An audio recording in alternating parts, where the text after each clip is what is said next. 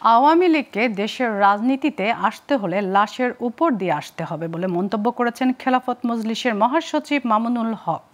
এ সময় ফিলিস্তিনে গণহত্যা বন্ধে জাতিসংঘকে নিষেধাজ্ঞা দেওয়ার দাবি জানিয়েছেন হেফাজতে ইসলামের নেতা জুনায়েদ আল হাবিব। শুক্রবার বায়তুল মোকাররমের সামনে ফিলিস্তিনে গণহত্যা বিরোধী সমাবেশে তারা এসব কথা বলেন। বিস্তারিত জানাচ্ছেন আঞ্জাম খালেক। ইসলামী দলগুলোর ডাকা বিক্ষোভ মিছিল ও প্রতিবাদ সমাবেশকে ঘিরে জাতীয় মসজিদ বায়তুল মোকাররম এলাকায় জুমার নামাজের আগে থেকেই সতর্ক অবস্থান নেন সেনাবাহিনী, পুলিশ, র্যাব ও বিজিবি সদস্যরা। মসজিদে প্রবেশের সময় মুসল্লিদের সঙ্গে থাকা ব্যাগ তল্লাশি করতে দেখা যায় তাদের। নামাজ শেষে সালাম ফিরিয়েই নারায়ে তাকবীর, আল্লাহু আকবার বলে স্লোগান দেন অনেক মুসল্লি। পরে সমাবেশ শুরু করে হেফাজত ইসলাম ঢাকা মহানগর শাখা। এ সময় বক্তারা বলেন, ফিলিস্তিনের পাশাপাশি ভারতেও মুসলমানদের ওপর দমন-পীড়ন চালানো হচ্ছে। আওরঙ্গজেবের সমাধিতে ভারত যদি কোনো আঘাত করে তাহলে এদেশের মানুষ তা মেনে নেবে না।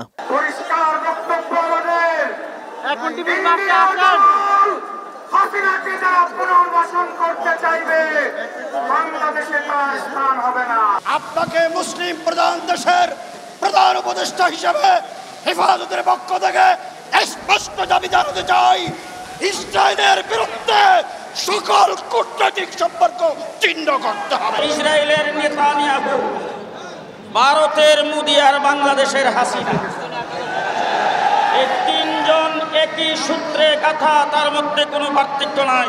এ সময় মামুনুল হক বলেন, বিগত ফ্যাসিস্ট সরকার পিলখানা গণহত্যা থেকে শুরু করে শাপলা চত্বর, মোদি বিরোধী আন্দোলন, জুলাই অভ্যুত্থানে যে গণহত্যা চালিয়েছে সেসবের বিচার ছাড়া এদেশের রাজনীতিতে আওয়ামী লীগ ও শেখ হাসিনার নাম নিশানা মানুষ বরদাস্ত করবে না। এই বাংলার মাটিতে শহীদের রক্তের দাগ মুছে যাওয়ার পূর্বেই রাজনীতি করবার দিবাস্বপ্ন দেখছে।